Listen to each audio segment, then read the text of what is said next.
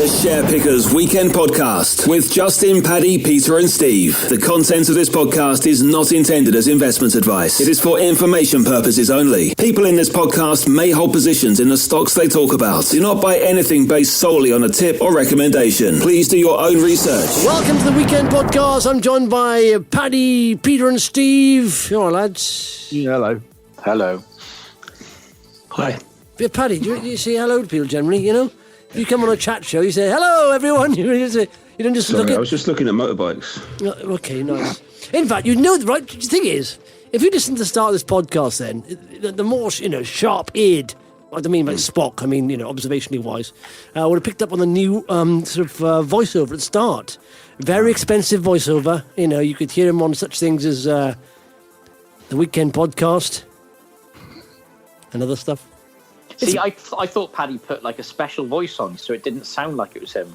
Yeah, because Pete, you haven't heard Paddy doing his voiceover, have you? No. Paddy's got a really serious voice with his voiceover. It's a Weekend Podcast with Paddy, Peter, and Steve, and Justin. Yeah. Excellent. So, do you do that, Pab? When you have to do a voiceover, because you have done voiceover work and you do voiceover work, do you have to put on a special voice? No, I just project a little bit more, and I tend to try not to talk like I've got a Croydon accent. That's all. Yeah. It is confusing. Yeah. Just put some T's back in, Yeah. It is confusing. You are called Paddy. You claim you're Scottish, but you got a London accent. I don't know what's going on there. So no wonder you messed up, really. But we haven't done the Weekend Podcast for 2 weeks. Last time we did it was live on the YouTube channel, and you boys came down, stayed the night, went to the local pub there, and a few drinks. Has there been any demand for this? Has there been? Yes. I've had 2 people asking, what's happened to the Weekend Podcast?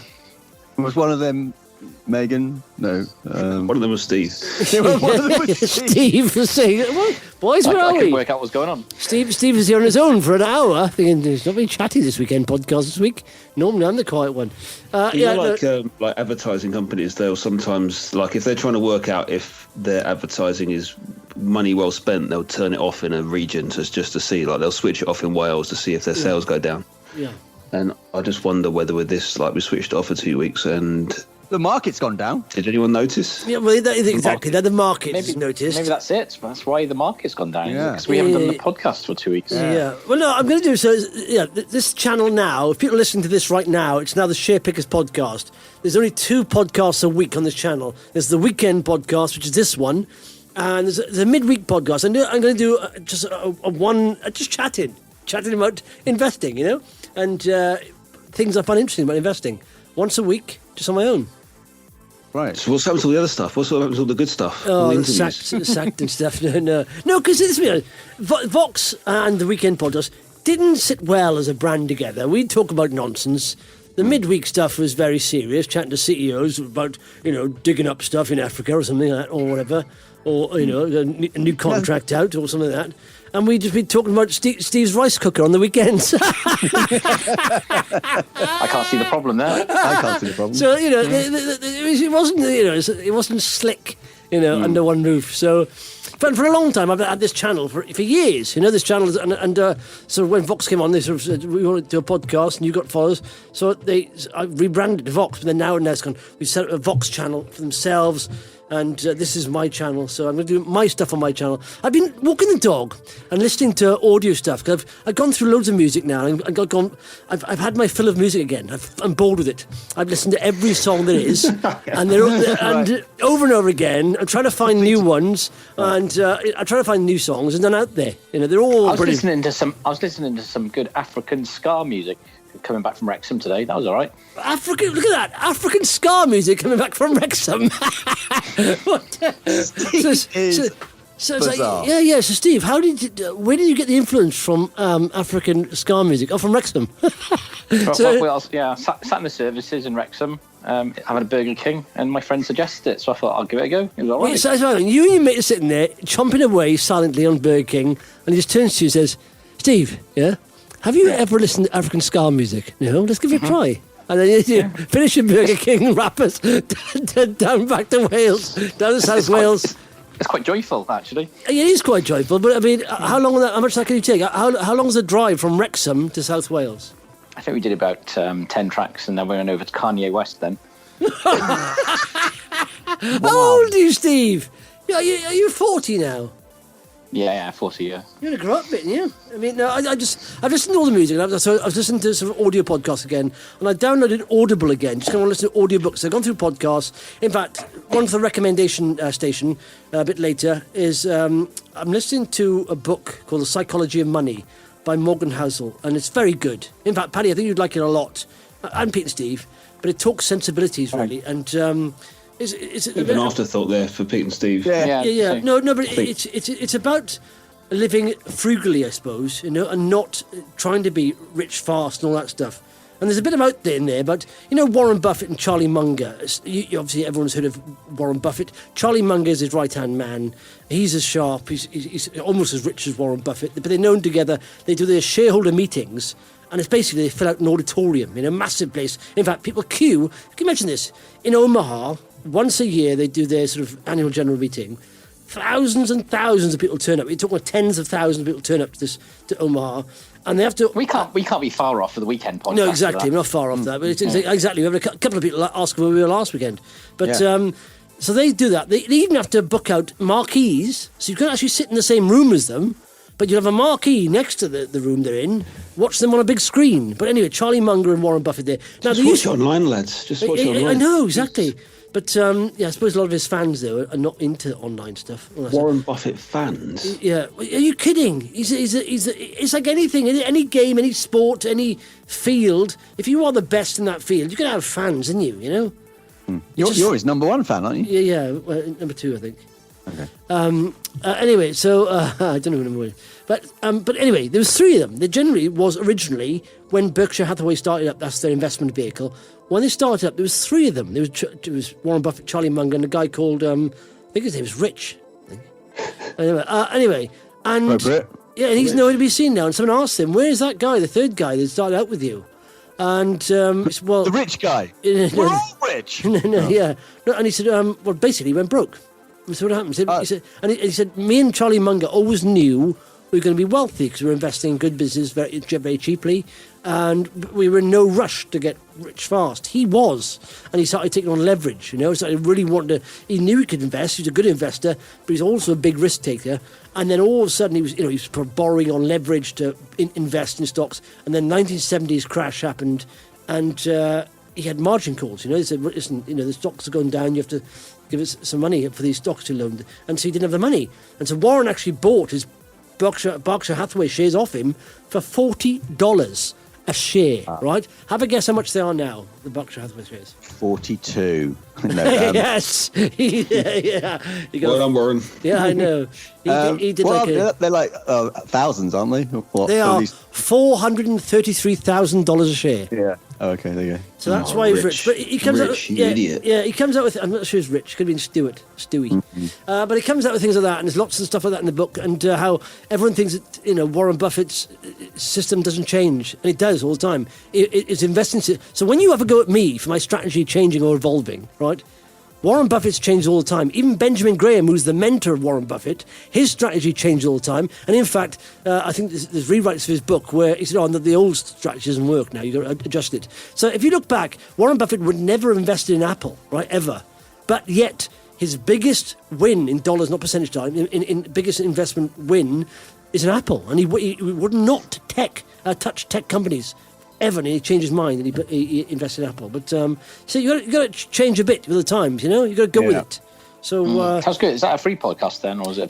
So the podcast is so Morgan Housel is on there's a podcast called We Study Billionaires. He's on that.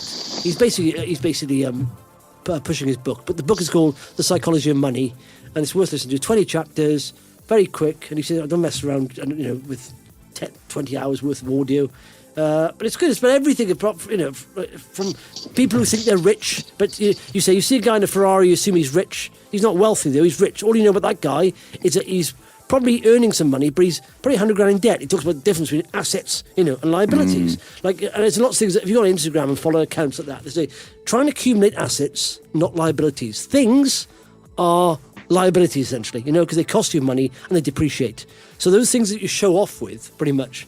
And there's a story about Rihanna. Apparently, Rihanna nearly went bust, didn't she? Because, financial advisors tell her to buy stuff and she wanted to look rich and all this stuff. And all of a sudden, she'd overspent. And it's the same with any footballers. Footballers gamble and stuff. And people say, how can they spend 300 grand a week? Because people always live over their means. So, if you were earning, 300 grand a week, you wouldn't go into Asda and buy own brand, would you, or cheap brand? You'd buy the top of the range. Why not? And he talks about hedge fund managers saying, I can buy like a 60 grand car, but why would I want to buy a 60 grand car? This is dollars. This is when you get sort of a headmaster buying that kind of car. I'm a hedge fund manager, for F's sake. I want to buy a car that's so you'll buy a car just to show off. So it's very clever about money. The psychology of money. It's worth listening to. Morgan Housel. Worth listening to anyway.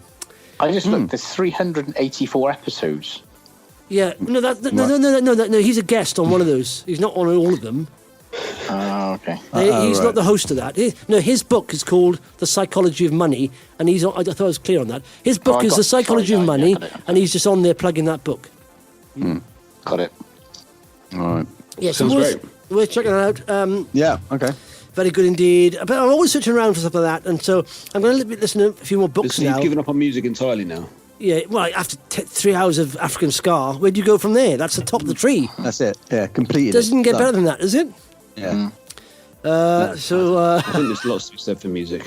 No, there is. I used to listen. I walk the dog now, and I want to have something in my ears to listen to, And I've gone through all the music. I've done, African ska. I've done, Australian rock. I've done, Lebanese ragga. Remember that Italian Eurovision song that you were slating that then went on to win? I said that was the best. I said at the time. You were in my house watching Eurovision. I don't know why we're watching that. I said if I went to Italy and want to see a rock band, this is the kind of band I'd pay to see. I said that was, and they won. Everything else was You said trash. before that, you said, why are we listening to this foreign rubbish? They're never going to sell any records in the UK. No, they never will. The ironic thing is... top 20 on Sunday, so they're doing all right. This is top 20. What do they sell these days? Ask Bobby McVeigh from Red Dragon FM. He was on Eurovision, and every time there's a number one hit, he used to say, Eurovision, look at this song, it's number one, it's only sold 40,000 copies. In my day, in Eurovision, we got to number 8, and we sold 250,000 copies. That's what it was. That's the time. So, but no, listen. And then he'd play a blast of his track just so he could pick up the NCPS and PRS. PRS. He wouldn't play a blast of it. He'd play the full song. Yeah. But Bobby McVeigh is funny. But the reason why we lose at Eurovision, let's be honest, because every other country is jealous of our industry. Our industry is internationally reckoned. The UK. Yeah, no, not only that. Sort because of burnt our bridges with them, haven't we? I know, they don't care. We have sold, our island has sold more albums than all the rest of the idiots put together in Europe and Israel. Let's be honest, they're jealous completely. We are international best-selling artists in the UK. It's just in our blood.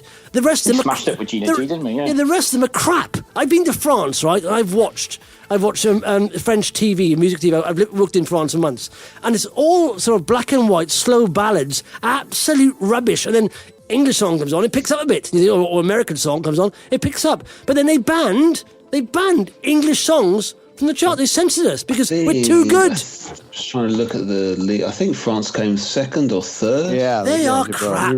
They're all Europeans are crap, and that's the sole reason we shouldn't have even gone with stuck with them in the EU. They can't even make music. It's embarrassing. If you look at them, they are just embarrassing. Absolutely. Oh my God. I forgot we were going to get 3 weeks of pent up opinion in this podcast because we've been off for so long. I should have blocked out longer than an hour. And do you know what was further embarrassing, right? Was the Italian song I quite liked. There's a good rock song. He's got something, that guy. And then he denied taking drugs. I said, are you kidding? You're a rock star. He should say, hell yes, I took drugs. I'm a rock star. I said, you are pathetic. You're not even a proper rock star anymore. Rubbish. Absolute rubbish. He was going to say a drugs test. No, mate, you're a rock star. You don't take drugs tests. That's part of the game. That's how fake and fabricated they are. If you're a rock star, you say, yeah, of course I did. Yes, proud of it. Anyway, let's get on to stocks and shares, shall we? Oh yeah, that's it. Yeah. Forgot what the podcast was for a second. Stocks and shares, eh? What do you? Well, let me say, when you have sell-offs like we've had recently, and it's grinding lower and lower, psychologically, how do you deal with that in your head? I know you get a bit jittery, Pad, and you keep asking if I'm selling stocks and stuff. Well, I know you're selling, so that's fine. I'm not selling. I haven't looked at my portfolio like more than a couple of times a day for the last couple of weeks. I've hardly noticed. It's only at the end of the day when I click on it, and I'm like, oh right, yeah, we're down again. Red again, cool. Yeah. So it's not really affecting me, I've got to be honest. Doesn't it bother you at all, Pete, Steve? I mean, Pete's a bit more laid back, I think. Steve, well, he's driving from in the North Wales to the African Scar. He's just lost in African Scar. Different planet completely. No, to be honest with you, like all the stocks that I'm probably been going down quite a lot. They're the ones that actually I'm quite confident with, and ironically, all the ones I'm worried about and kind of want to sell off, like BT, have all been doing quite well at the moment. So actually, I've been fairly happy with my portfolio, if I'm honest. Yeah, because BT that we sold out in a long time ago. Oh, by the way, just one more thing on Warren Buffett. Listen to this. It's a fact here. He didn't become a billionaire until he was 50 years of age. And in fact, 99% of his wealth has been earned after his 50th birthday. That's That's compounding for you. Anyway, so, do you know what? Because I did a video on the webinar, on the SharePickers Investment Club webinar about the psychology of investing. And this may sound odd, but ignoring share prices will make you a better investor. And it goes back to Buffett a little bit. He famously doesn't have even a computer terminal in his office to look at stock prices. And he said, I don't care if the stock market shuts down for 5 years, because companies I'm invested in are businesses, They will be fine in 5 years' time. And I think daily movements in share prices affects our sentiment. You can't help but do that. And the reason why we get into investing is to make money. And so it's very painful when the opposite happens. You start losing money, thinking this is not supposed to happen. And do you know what? A lot of it, in fact, we had this with On the Market. Paddy, you started sowing the seeds of doubt, all right, On the Market, doing very well. The final results come out, doing very well. Sign up loads. The share price is rallying again now. And this is the thing. We tend to focus on bad news on down days and the good news on up days. It's basically confirmation bias. Hang on, I can't believe you just thrown the... You said that. Do you remember you kept saying about it? You kept asking negative questions about it. It went through the floor because you sold. No, it didn't. It's a 60 million market, or 70 million market cap. You sold your £500,000 worth of stock or whatever it was, and that's why it went down. No, it wasn't that. It was grinding lower anyway, wasn't it? You have this. Shares, and I said this, I likened it to the tide. I did an analogy of the tide and shares. They go in, they come out. It's the market function. It's how it works. People can't handle volatility. The good investors are the ones who can handle it and stick through it and realise it's a business under it. The business is doing well. The share price has got nothing to do with the business on a daily basis. Long term, yes. But you'll have fluctuations in the market. It goes up and down. And you like this as an I don't know if you saw the webinar. But I said, you imagine you want to be a pro... No, you didn't see that. Right, thanks. But you imagine you want to be a pro surfer, right? And you imagine... I really do. Well, you imagine... Imagine being paid just to surf those tubes and going down through those tubes there. And I looked at studying this. Surfers only spend 8% of their time riding the waves. So like 54% is they're sitting there, 28% paddling, 10% missing some way. I don't know what it was. But if you don't see any good waves, you don't get out and sell your surfboard, do you? I'll sell the surfboard and buy another one again when the wave's picking up. Oh, in fact, there's a big wave coming. Let's buy a surfboard. Let's get back in. You can't do that. That's trading, essentially.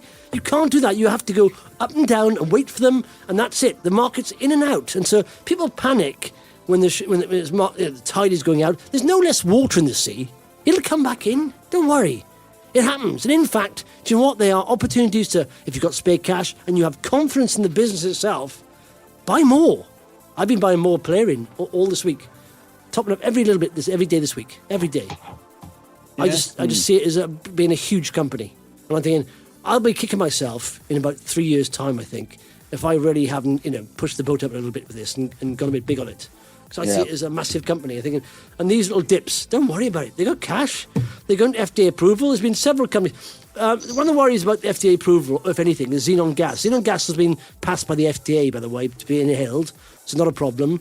There's been a sort of 4D company that's just X-ray analytics of the lungs, not as good as Polarean, because Polarean can actually tell you what's happening in the lungs due to xenon gas, the gas interchange, all that stuff. That's being passed. I see very little chance of it not passing. They're in connection with the FDA every day. And so this is the kind of company, one company like that can literally become something like, several bagger and transform your portfolio. So you've got to have a decent amount of stock. I'm going to hold 5 stocks now, that's it. 5 stocks. Every one of those then can transform my portfolio. And I'm happy with that kind of risk, reward. Yeah, but for how long? How long until you decide you want to have a little fiddle around somewhere else? That's got nothing to do with shares, though, is it? Oh, right, I see what you're saying.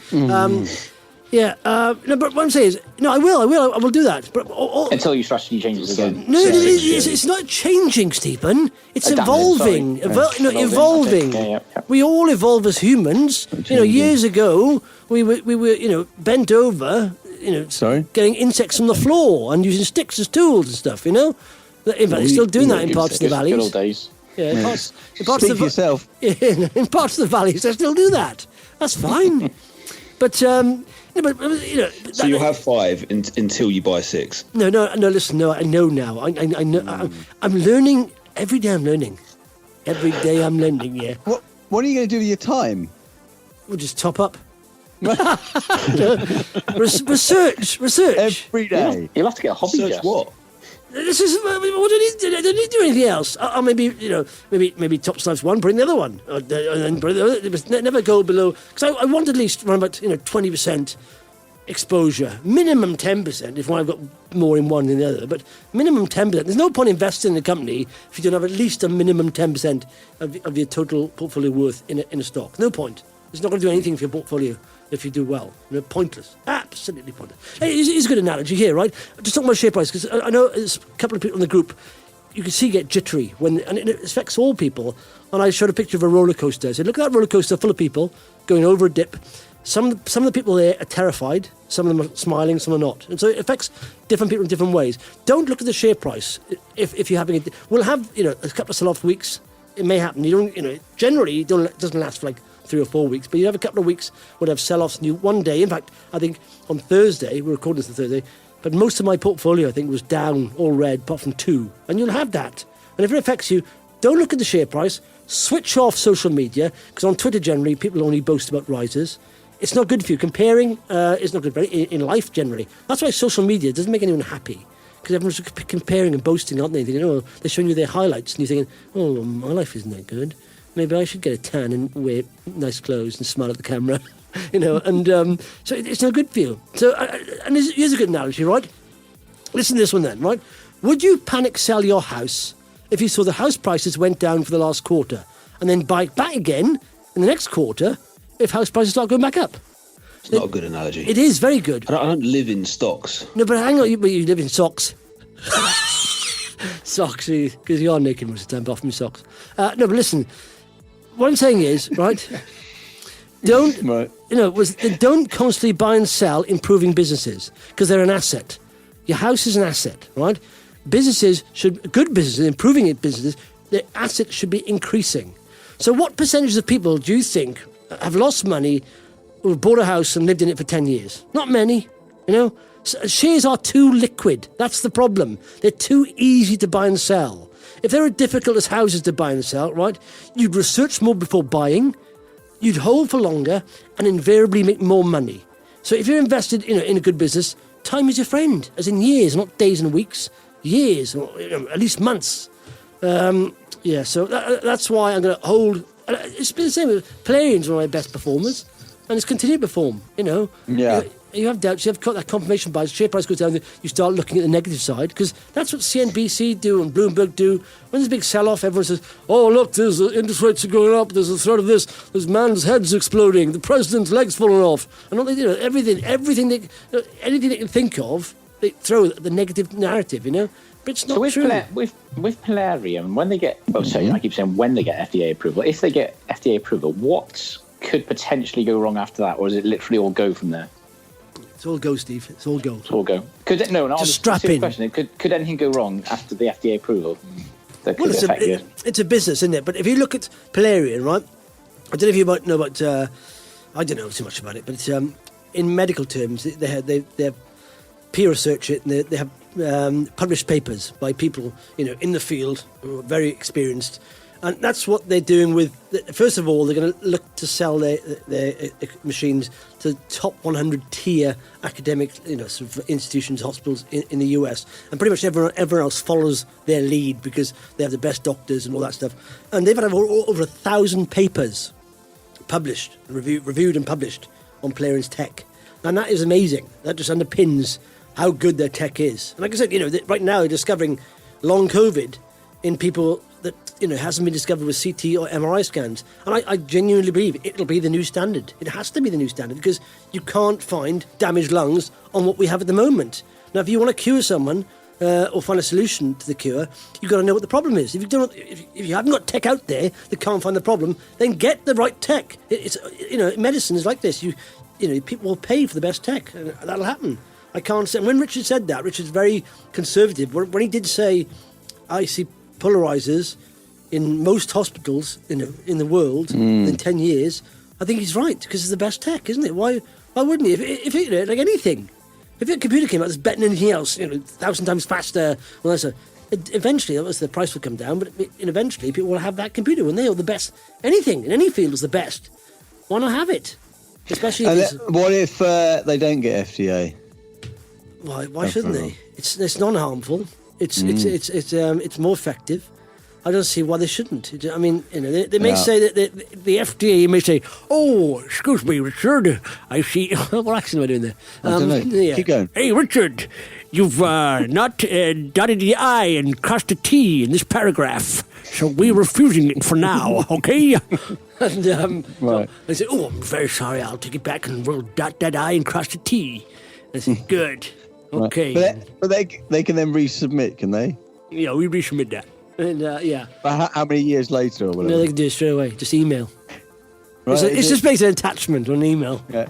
Let's try again. Yeah. It's like a PDF, so several pages, lots of pages in it, of course.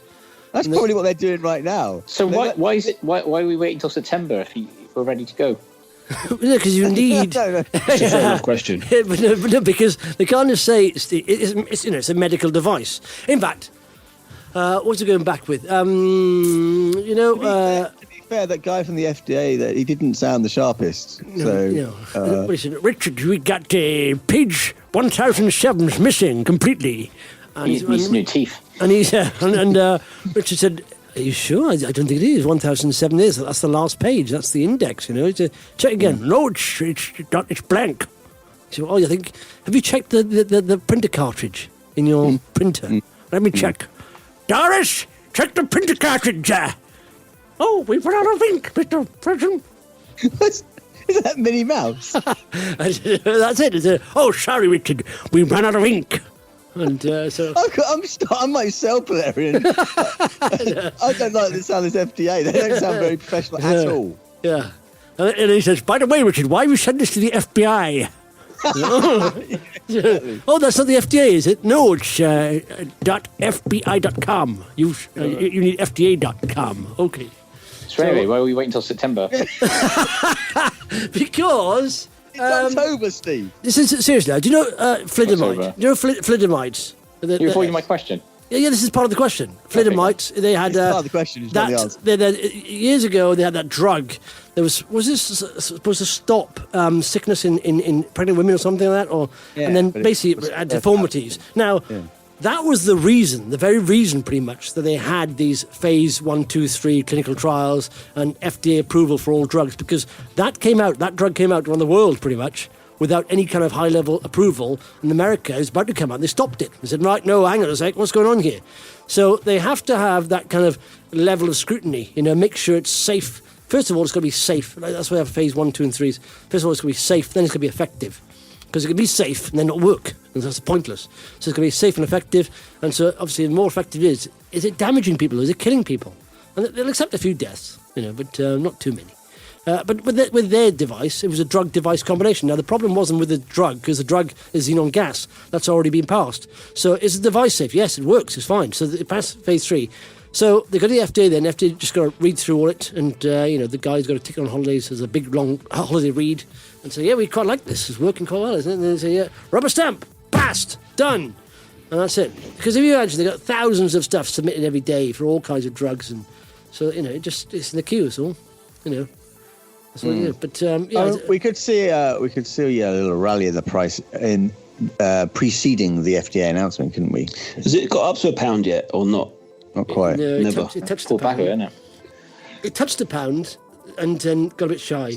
Oh, it's a pound. We've never been this high before. And it's just charting is like that, isn't it? Resistance levels at very round numbers. It's very simple. That's all you need to know about charting, really.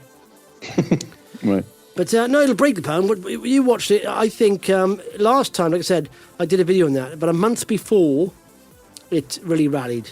I think this may pick up quicker than that, no, sooner than that, because I think more people know about it. So yeah. What's your prediction if it gets FDA approval? Oh, well, listen, there's a broker note. It's already at 135 right now. The new brokers say it should be at 135 right now. That's without the FDA approval. And they say a 90% chance of FDA approval, a positive FDA approval. So, so I think it'll rally like crazy. I mean, there's going to be, some churn all the time there because... It'll go down, won't it? No. It's honestly, genuinely, I think it's one of these... In that book, like I said, 26 years it takes to get the average 100 bagger. Now, I think this is a 100 bagger. I don't think it'll take 26 years because we've done more than... Where it start? In fact, let's look at the chart. How much have done so far? I've done about 20 bags already. Yeah. Well, it listed... Well, if it's going to be a 100 bagger, I need to buy more of it. Well, it listed at about 15 pence. So send out the email to tell us. Yeah. This will be a 100 bagger. That'd be good if they sent that out, wouldn't it? So it's started at 15 pence, right? So it's not quite. It's 90 pence dropped today. See, that's everyone. See, I don't know if it's market makers market down or just people just we in their pants. The market's selling off. Let's sell off, everyone. Just sell. Why? Because everyone's selling. That's why the market's going down. Yes. What? Yes. Well, I just sold. The market's running, jump back in. It's selling. Everyone's like, ignore that, they're not buying, they're selling. Sell. It's insane, isn't it? That kind of mentality, herd mentality. I need to do well investing, just sitting there and doing nothing. The more I think about it, in fact, the next book I'm going to listen to on my AirPods is that 100 bagger book. I find it very hard to read. There's a lot of technical stuff in that. You just fast forward that. Just get to the meaty. Yeah, it got very. It seems like a book that's quite, easy, but it got a bit heavy at points. But I may reread that because one of the things that stuck out was that. I get hardback. No, I didn't get. It wasn't that exciting, Steve. I didn't get that excited about it. No. Did you get a hardback? Why did you ask that, Steve? Did you get a hardback? Heavy at times. Hey! Hey! Okay, Steve. Okay. Anyway, so what should we talk about? Anything? Why are you selling Escape Hunt? I'm not selling Escape. I've not sold one single. See, this is your. I know. I know you, Paddy Panic. Joking. I'm joking. I said it's gone down a bit, though, isn't it? Yeah, but that's got hurting you more than me. Again, it doesn't hurt. But listen, Mark's a bit. In the last, I'd say since Escape Hunt's gone down from 50 pence or close to, it touched 50 pence. Remember that one day I won the bet. No. It touched 50 pence. It's come back to what where are we at now? 37. My portfolio's gone down by about 300 grand in the last 2 weeks. Jesus. Wow. Yeah. But again, that I'm top slicing. I'm not losing money. It's just that's how assets go. If you had an electronic tag or house, say an electronic tag on your house, you saw the price go up and down every day. Oh, the price is going down. It's the same house. That's not the. Yeah, that doesn't. This analogy doesn't really work. With assets. It does. What name an asset, right? It doesn't work. It's an asset you live in. You can't sell it. You could live in an escape room. It's not as volatile. You can't sell Harry and Larry either. So Yeah, similar. Same kind of thing. I'm saying, last time we hit that price, and I said we should probably just sell our stock and then buy it when it's cheaper. That wouldn't have been a bad idea for you. No, because it would have. Because you've got to listen. If you start chopping and changing, getting that mentality of tinkering on the edges here, tinkering on the edges there, next thing you know, you own 100 stocks. You're tinkering on the edges and making no money. just tinkering all day. You don't want to tinker. $300,000. It's like the Lady of the Road, June, just tinkering with their daffodils all day, whatever they're doing. I don't want to tinker. You know of a company going big. Start off going big. In fact, that's one of the things actually said. Who was one of the big investors say? Successful investors, right, don't pick any more winning stocks than you do. But when they see a winning stock, they go big on it. And also their losses, they cut quickly if they know it's gone wrong. So you have to go sort of a bit of conviction in a company and go for it, and that's it. Let's be honest, they are, just escaping right now, they're like 33 million. That's not nowhere near overvalued. They've got like 20 escape rooms, 19. They're going to have 50. They've got a roadmap there. It's nowhere near saturation point. It's nowhere near mainstream yet. It'll be mainstream within every city of every town. Fair enough, that's mainstream. They're nowhere near that.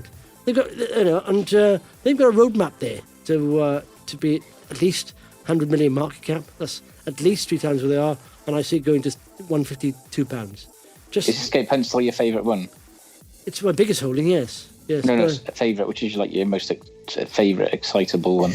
Well, I don't know. I like Polarean. I like Gfinity. I like it's a company I just bought that I can't. What mention. about Trufin? It's exclusive. They had some news. Yes, well, again, do you know what annoyed me a little bit here? Trufin, they announced this. Otago, they're an investing company, not in fact, they're a holding company. Sorry, one of the group. There's 4 companies there. So Otago is one. It's financial solutions. It's invoice finance. Basically, they help small companies get paid faster, automated. Lloyd's liked it, and they've done a commercial trial with them. 6 months from the 11th of December, and they'll know by 6 months if they're signing a 5-year contract with Lloyd's, and that would mean a massive ramp up in the revenue that would get. It's white label, they're using Otago.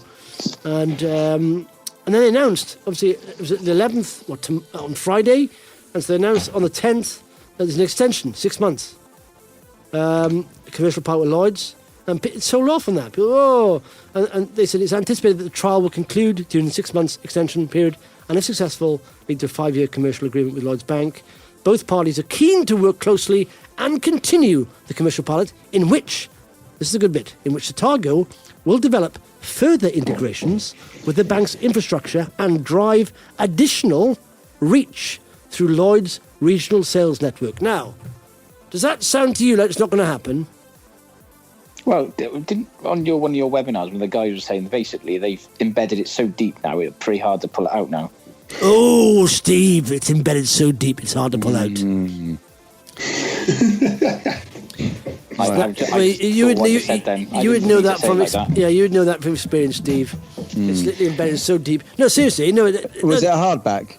Yeah, but if you read that last statement they did as well, Ben, I think the guy from Lloyd's, didn't sound like it's a trial at all. He just said, we're really happy to the first thing. So the thing is here, apparently what happened is this. It's a bit of delay due to COVID. That's all it is.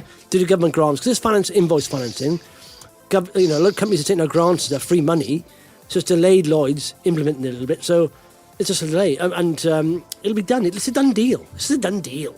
This is a done deal. You know what I'm saying? But it's sold off today. They should just send out an RNS saying, guys, this is a done deal. Yeah. It's a done deal, yeah. That would prevent the market sell-off. But you're right. I mean, that feels like an opportunity to buy some, no? Yeah, absolutely. In which Otago will develop further. Listen to these words. And you've got to read these RNSs closely, right? So it's not like, we're just still tinkering around, will they accept it or not? They will develop further integrations with bank's infrastructure and drive additional reach through Lloyd's regional sales network. They're developing more stuff with Lloyd's. And I think if in the end, Lloyd's will want to buy this. And they'll say, well, no, we don't know if we want to sell this because it's not exclusive. I was going to say, does working with Lloyd's mean they can't work with anyone else? No, it's not exclusive. They've white labels for product for them. So, but why wouldn't Lloyd's buy this? It's like, why would they pay another company to just buy it? So, and I think this is cracking. And I said on the chat group in SharePickers, I said, if it dips like this for 3 weeks, I'm buying more of it because I think this is 65 million, 4 companies. They got 15 million in cash. So, minus cash, these companies just valued at 50 million. 4 companies, all fintech, doing well, becoming profitable. PlayStack is going gangbusters. People are begging for Mortal Shell 2 and Mortal Shell release on Steam. So, yes, I think it's undervalued. Oh, yes. Yeah. I thought that. Listen to this then. I just read this tweet earlier on saying, it says, I have just instructed the president of our state-owned geothermal electric company to put up a plan to offer facilities for Bitcoin mining with very cheap, 100% clean, 100% renewable, no emissions energy from our volcanoes. Right. Yeah, that's. I can't quite place the accent. How about do this? I have just instructed president of our state-owned geothermal electric company. No, that's not any good. Essentially, that is the president of El Salvador. He's told the head of the state-owned geothermal electric company to mine Bitcoin using volcanoes. Wow. They've just adopted Bitcoin as legal tender, right? And I think he's gone nuts. And if you look at him on Twitter, you know, a lot of Bitcoin fans have these laser eyes. They've got a laser eyes thing on the profile pictures. He's got laser eyes. He's the president of El Salvador. So all these Bitcoin enthusiasts and maniacs, you know, doesn't matter what you say, they are brainwashed that Bitcoin will take over the world. It'll be the world currency. You know, they've got these laser eyes. El Salvador's president has that. And all the Bitcoin hodlers are saying, look at this. So, yeah, the country is now adopting Bitcoin as legal tender. Yeah, but it's El Salvador. They've got a 6 million population, and the president is mad. I mean, but they don't care. They'll take any sort of plaudits they can get. And they say, "Yo, Bitcoin, yes, El Salvador will start, and then it'll be like next will be, I don't know, San Salvador, and then some other Guatemala, all these, you know, Latin America." But I haven't said that. I did buy some Bitcoin this week. Yeah. I bet you did. I did. I bought some Bitcoin, some Ethereum, and some Cardano. Oh, man. Cardano.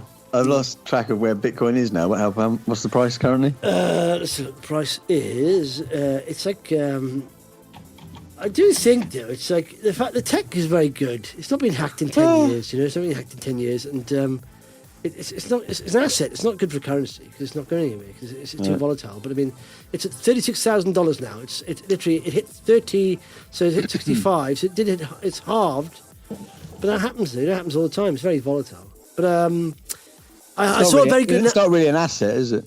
Yeah, well, it's the best performing asset of the last 10 years. Yeah. So even with this drop off here, because if you go back, literally, we are 36,000. It's nuts where it's come from, isn't it? Because if you go back to 2016, even this time, it's $127. So that's $36,000. It's just like property prices. Yeah, it is. Yeah. Yeah. But I bought Ethereum as well and Cardano because someone said there's a good analogy on Twitter. They said Bitcoin is AOL, Ethereum is Google. That makes a lot of sense. Right. And what was the third one you bought? Cardano is probably going to be the new Ethereum. Cardano. ADA is the ticker there. Cardano. Is that MySpace? Yeah. Yes. It's nice. Cardano. It's not. I don't know. It doesn't sound as sexy. It's like coffee, isn't it? Yeah, but they're building up. They're more going to get sort of. In fact, you know what? It's been adopted by Ethiopia. Cardano. Yeah. Cardano. The Ethiopian government has adopted Cardano. Yeah. Right. For what? It's worth it. Yeah. Stocks wise, what are you talking about? Anything else, boys? Anything else? I think you've covered the entire portfolio. We're only allowed to talk about four stocks now. So that's it. Yeah. Just to say, I'm still in on the market, so it was nice. I sold mine actually when it peaked up. So okay. When it peaked up. So I made a bit of nice little profit on that, and I thought, yeah, I'm done. What did it peak up to? I don't know. I think I don't know. I was about 700 quid up in it, so I thought, yeah, I'll do. Steve just put an order with Harry and Larry. Can you sell at the peak, please? Yeah, no problem, Steve. We've had the nod and the wink from the boss out on the market. He said the peak up is 110. I just wanted to sell and break even. So when it kind of went up a bit, I was like, yeah. Well, that's ambition for you. Break even. That's why we're all here, lads, right? Do you know? And that's how people generally lose money in the stock market. Wait till they get back. Steve, talk about break-even. You mentioned BT, and the French. Who is it? This so France's second biggest telecoms group, Altis, has acquired a big stake in BT. Altis is a French-owned telecoms tycoon. It's owned by tycoon Patrick Drahi, who also owns Sotheby's and businesses in the US, Israel, and Portugal. A stake of 12% is much more than would usually be considered as a passive interest in the company. Not unless you're called Steve. Steve, you got a big chunk of that, BT. Yeah, I've got 13%. Or 13 It's shares. up to 195. Wow, that's a huge increase. Are you back to break even yet, Steve? No, I'm still about minus 21% down. So As soon as you get to there, I'm out. as soon as it hits that naught. As soon as I break even, I'm out of there, boys. Yeah, I don't mess around. Oh no, I'm not loyal to any stock. I don't hold loyalty. I won't just sit there all day and all year loving the company. As soon as I get a bit of break even, I'm out of the door. Watch me. Yeah. Once it peaks up to break even, I'm out. And that's why I've lasted so long in the markets. As soon as I get back to break even, I'm out of there. What happened with SO4 last week? Did they go back for more money? Yeah, no, it was something to do with a previous fundraise that they needed a bit more, and I don't know what's happening there. But They fell off a cliff, didn't they? They went down a lot, Yeah. and then they've sort of come back a bit. But it was that the extra placing we needed to do that they didn't say we mentioned it. They sort of said no. We mentioned that previously. It was a further placing we mentioned. Do you not remember? They've promised they won't do any more fundraising, so I'll take them for that word. Until the next one. Again. Until the next one. Yeah, they're done with this one. But they're going to start. I don't know. Are they generating? Are they producing yet or anything else? Or not? you still own this, Steve, I'm guessing. Yeah, still on it. Do you still again? They don't call me break even Steve for nothing. Break Stephen. Hey Steve, do you still own an SO4? Yeah, of course. Yeah. Of course he does. So Steve, have you got time to go through the stocks you hold now? How many do you hold? Well, I sold on the market, so I'm He's down to through then. 16 now. I'm done 16, yeah. Down to double figures. Yeah. I think you're holding a few dead-ons in there, though, aren't you, Steve? No, they're all going to come back. Yeah, they're all come back to break even. Okay. The only one that's really concerning, which is obviously my cash fund, is EUZ. So That's right. I forgot that. Yeah. What's happening there? Is it still? Nothing's going on Have there. they found any so- diamonds yet? No, just rocks.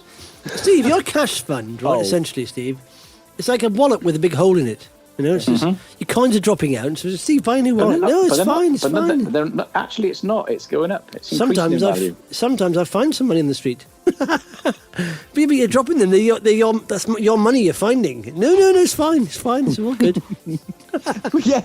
Yes, that's exactly it, isn't it? People are just reimbursing him for the money. He's like, yes, back to what I had. Break even, Steve. Put a sell order on that, Steve. As soon as it breaks even, please. I don't want any profit from that. Yeah. Don't use stop losses. Yeah. It's a break even. They got a special order for Steve. Steve's break even order. As soon as he gets back to break even, sell out. Sell. I'm not in this game to make money. Look at him.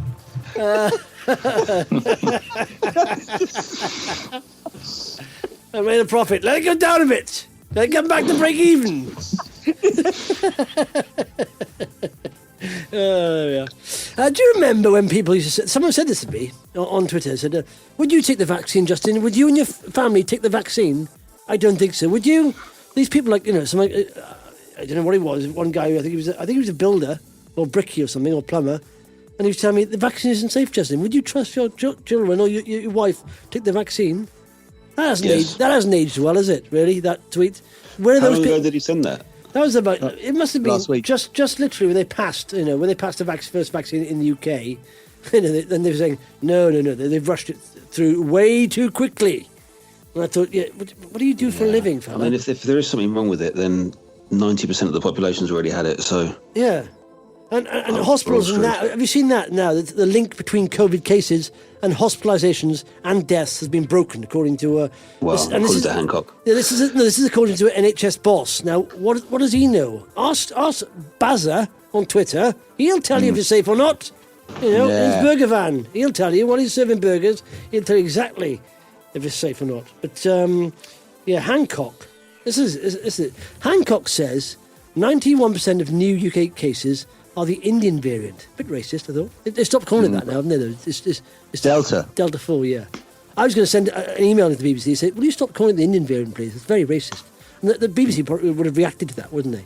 But anyway, official estimates are expected to conclude today that the Indian variant, this is annoying, is 60% more transmissible than the Kent strain. Just when I thought we had a world record-breaking strain, you know? Oh, yeah. Britain was proud of something. Look at the Kent strain is Kent. Yes, Kent strain is more transmissible than anything, mate. Right? It's made in Has there Britain, been right? one yet that's less transmissible? What?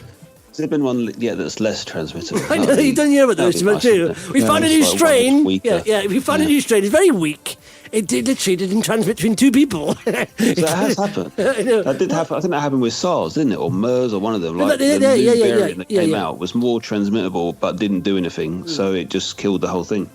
Well, that Netflix documentary I saw about viruses, they're very clever. The best viruses are not deadly. Like Ebola hat disease, where obviously you get an Ebola hat stuck on your head.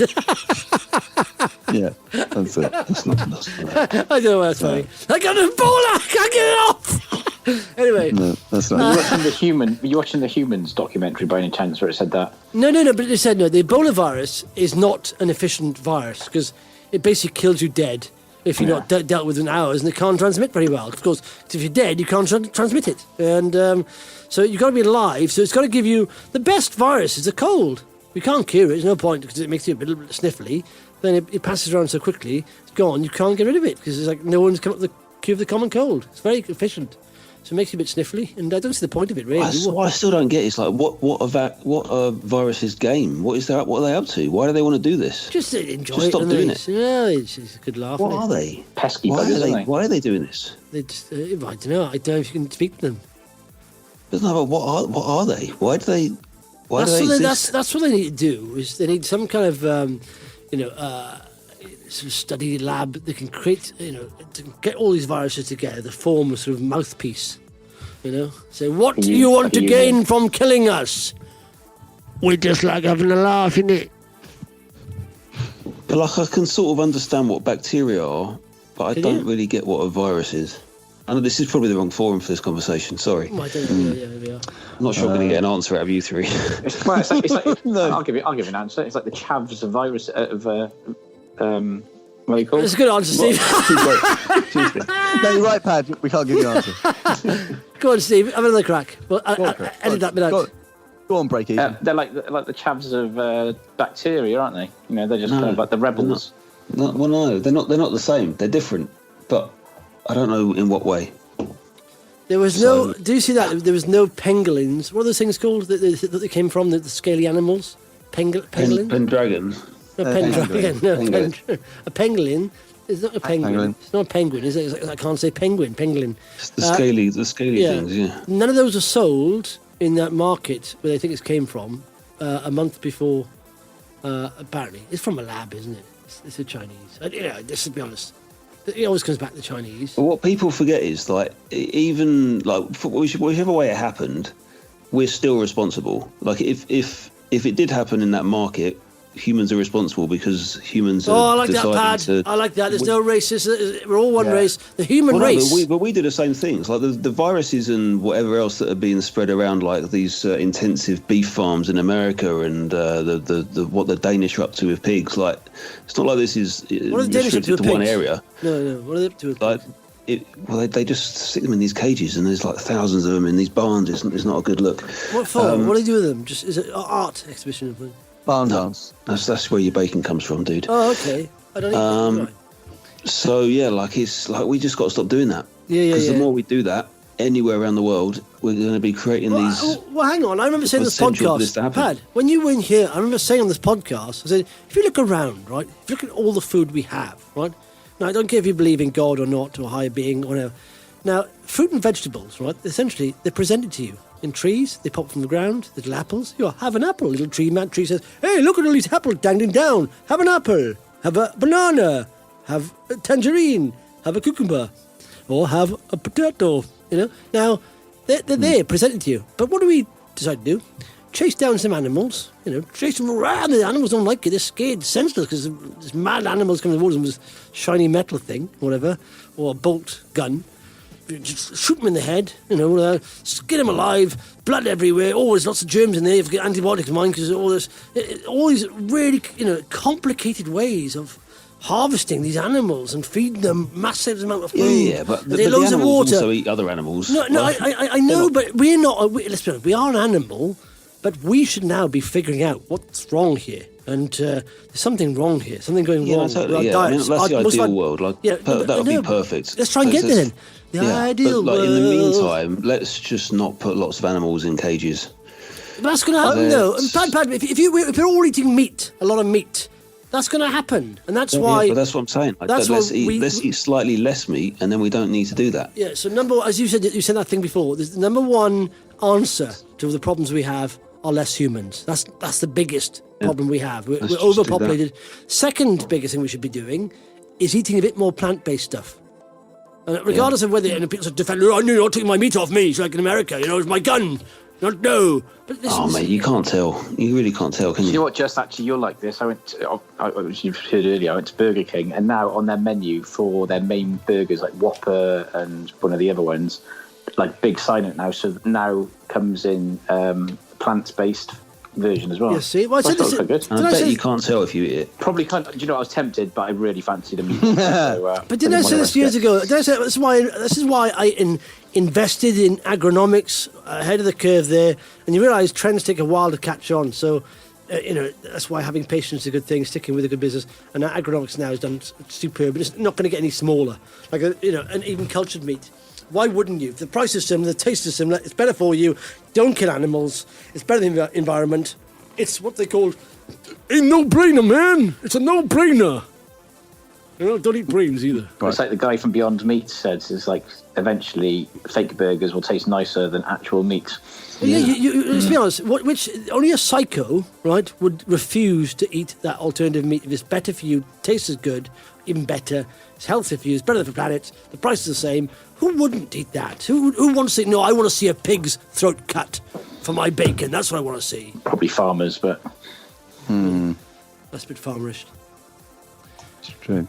I can't believe Vox didn't want us on their platform. That wasn't cracking today, isn't it? That wasn't the case. I mean, it's just two different brands, and I was the one that said, let's do this because you can be more free reign, guys. Yeah. Anyway, what's the new Vox podcast going to sound like then? Is that going to be very? It's the same. You put on a proper posh voice now. No, it's the same without. It's the same without the weekend podcast and without my midweek podcast, and I'm just chatting about investing. More personal, Yeah, I see. That's the thing. Okay. Anyone can talk to a CEO, but just more personal. Can I have the Thursday show or something? Yeah, if you want. Steve's Thursday. Cool. Yeah, go on. Break-even's Thursday. I think Late Night Love with Steve on a Sunday. Yeah. How to love your stocks. Yeah. So this week I bought a rice cooker, and I'm going to play now this song from Patti LaBelle. I've actually bought a pizza stone since we last spoke. That's good. Have you? Highly expensive one, or no? Well, like a 30 quid job. Steve, your kitchen isn't very big, right? I used the barbecue the other day. What? I put the pizza stone on the barbecue. Oh, yeah. Oh, right. Yeah, that works. Yeah, what are you going to do in the winter? I'll put it in the oven. So what is it? I don't understand. Why do you just cook pizza in the oven? Because the barbecue goes hotter. The stone, you mean? No, what has the stone got after the stone? Oh, right. Oh, yeah, you heat the stone so the pizza gets crispier.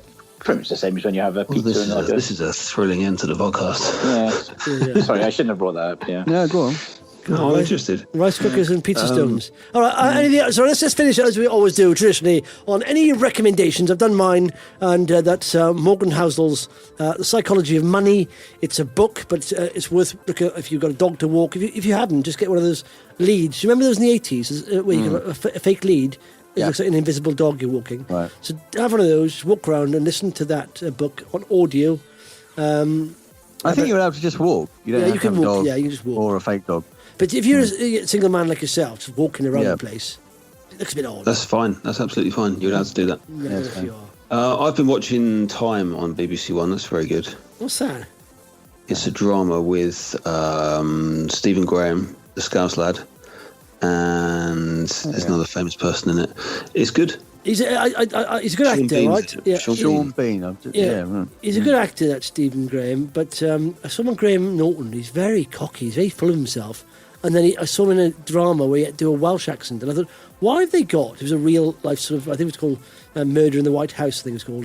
There's a little house in Essex. And there's I don't know. It's Essex. So they're in Essex, the murder.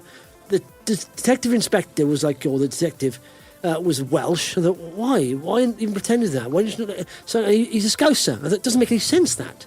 So first of all, either just have him doing a Scouser accent, or just have an Essex bloke doing it, or just get a Welsh bloke doing it, if they want to be authentic. But in the end, you got a really odd accent from the Scouser guy in Essex doing a Welsh accent. And it's not that sort of North Wales accent, though, isn't it? Maybe he was going for that.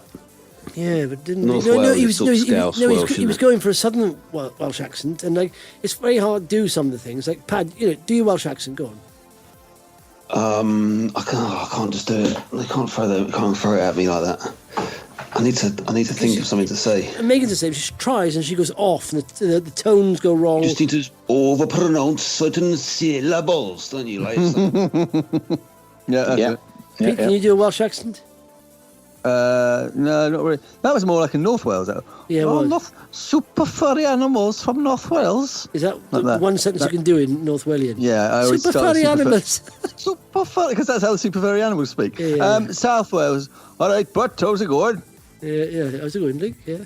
All right. Is it? Yeah. Anyways, I don't know where we're going. Right. So time. So we got off. So time on BBC. Is it? Yeah, time on BBC One.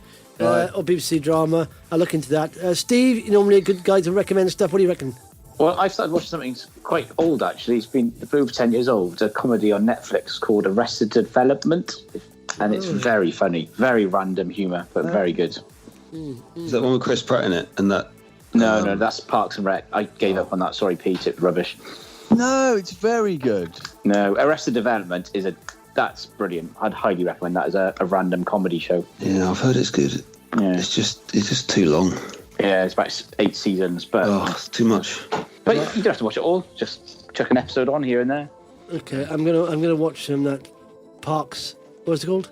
No, don't do Parks and Rec. Do Arrested Development. I'm just gonna watch it to say Peter's rubbish. Yeah. So I'm going to watch the first episode and say Peter's rubbish. No, you got to watch the first. Get into the second or third season, and then it's good. Why? It shouldn't be taking that long, surely. I don't know. It's good. No, I was enjoying the first season, but you might not. All right, well, some series take a little while. Like the first series, the Hello was terrible. yeah. You're right. You're right there, and they proved to be consistent all the way through. And yeah. Marvellous, lads. Have a nice weekend. I know you're off doing things. What's the plans for the weekend? Peter's off. Paddy apparently had a call to New York or Los Angeles. But Paul, what happened there? You had a call to Los Angeles, or I can't do it today, guys. I got a call to LA. Turns out that's what I do. That's my job. I'm going to the cricket tomorrow. So that'll be fun. Edgbaston. Hey, keep it clean, Pete. Come on. Sorry. All right. 19,000 people. No social distancing. It's going to be. It's going to be good. Yeah, it's wild. It's outside doing it. It's fine. It's all right. Yeah. Well, it's fine, whatever. But like the rules have been relaxed for this event. Do you have to be double jabbed? No. Or do you have to be tested? Well, only by yourself, which is pretty easy to fix, to be honest. Yeah, they're just going. Yeah, hell, why not? Pete, what are you up to? I'm going down to Devon to see my brother and stuff. Do a bit of sailing if it's any wind, or sit around drinking, I suppose, and admiring the sun if there isn't. Yeah, well, I did tell you that we went away that week, and we hired a beach hut. And the lady we hired a beach hut bought it for $2,500 in 1990. Beach hut's now worth $85,000 down in Murrayford, selling for. And they are literally a shed with a kitchen in, gas-fired kitchen, and that's nuts, isn't it? They rent them out for like 60 quid a day, or 100 quid a day, depending on how big they are. But it's $85,000 for a beach hut. You can buy houses in South Wales Valley, or 2 of them for that. It's nuts. Anyway, I'll have a beach hut, please. Yeah, to be honest, I would as well if I had the option. Lovely. Steve, any big plans? No. Cool. Excellent. Let's finish on a high note, as always. Speaking next week, boys. The SharePickers Weekend Podcast with Justin, Paddy, Peter and Steve. The content of this podcast is not intended as investment advice. It is for information purposes only. People in this podcast may hold positions in the stocks they talk about. Do not buy anything based solely on a tip or recommendation. Please do your own research.